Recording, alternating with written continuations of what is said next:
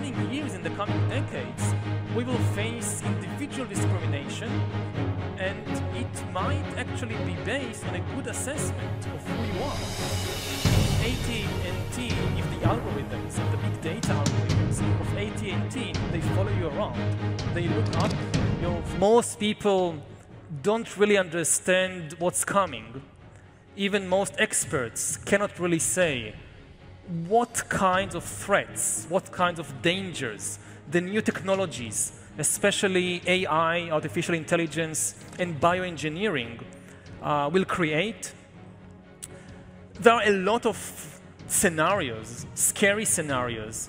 Like if you think about artificial intelligence, so one scary scenario is that it will lead to the emergence, to the rise of a global useless class. Just as the Industrial Revolution of the 19th century created the urban working class, so the automation revolution of the 21st century might create the useless class.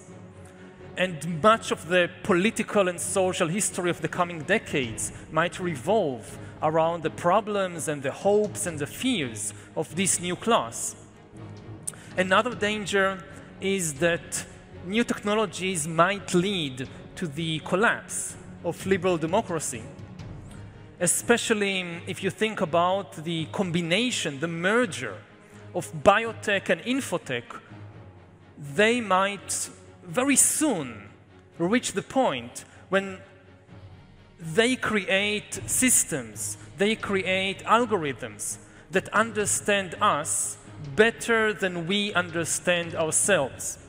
And once you have an external algorithm that understands you better than you understand yourself, liberal democracy, as we have known it for the last century or so, is doomed.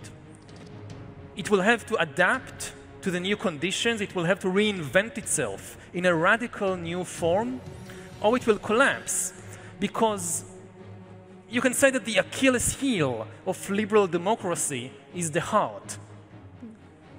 Liberal democracy trusts in the feelings of human beings, and that worked as long as nobody could understand your feelings better than you yourself or your mother.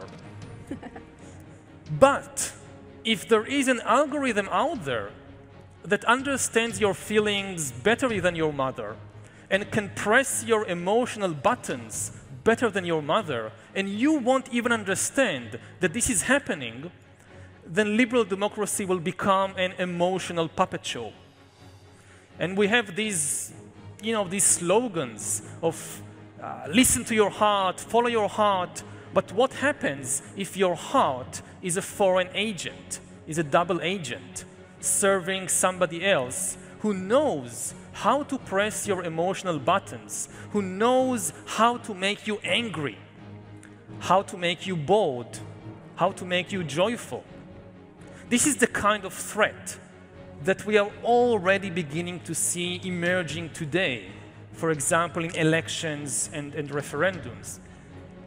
So really, I would say that the three big challenges, the three top items on our global agenda is how to prevent nuclear war, how to prevent climate change, and how to learn to control the new technology before it learns to control us.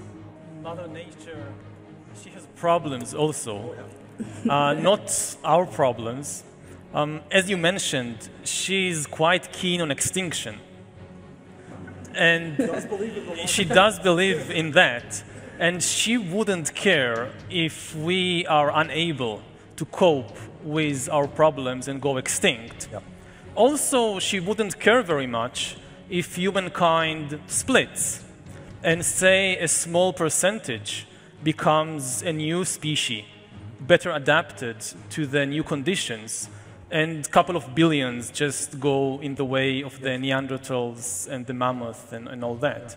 So it's very good to learn from Mother Nature, but copying her methods too closely would be, I think, very bad news for a lot of people. And another thing is with all these algorithms, that, again, are watching us all the time and are learning our abilities and our problems and whether we are self-motivated or not, once the algorithms reach the conclusion that you are not going to make it, you will not be able to make it.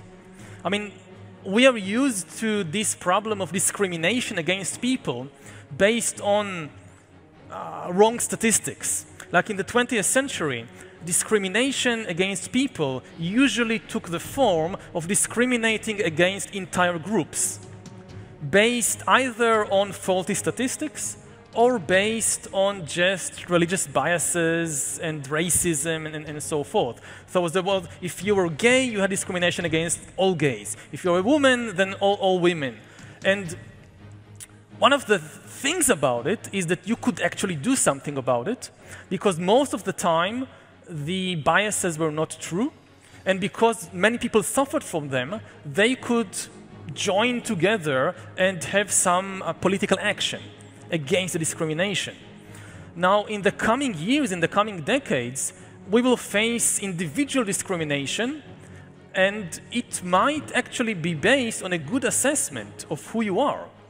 I mean, if AT&T, if the algorithms and the big data algorithms of AT&T, they follow you around, they look up your Facebook profile, your DNA, your records from kindergarten until today, they will be able to figure out quite accurately who you are.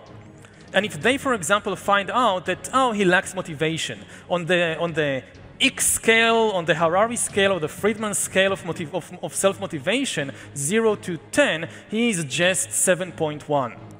And we don't want to accept to our company people of less than 8.2. And we know from experience that, yes, we can give you a little push, but you just lack what we need.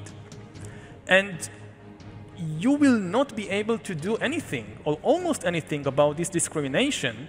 First of all, because it's just you. They don't discriminate against you or me because you're Jewish or gay or black or whatever, because you're you. And the worst thing is, it will be true. I mean, they got me. I really lack self-motivation. They really got me. So what do I do about it? And it sounds funny in a way, but if you think about it deeply, it's terrible. Everybody, almost everybody has something, and you will not be able to do much about it.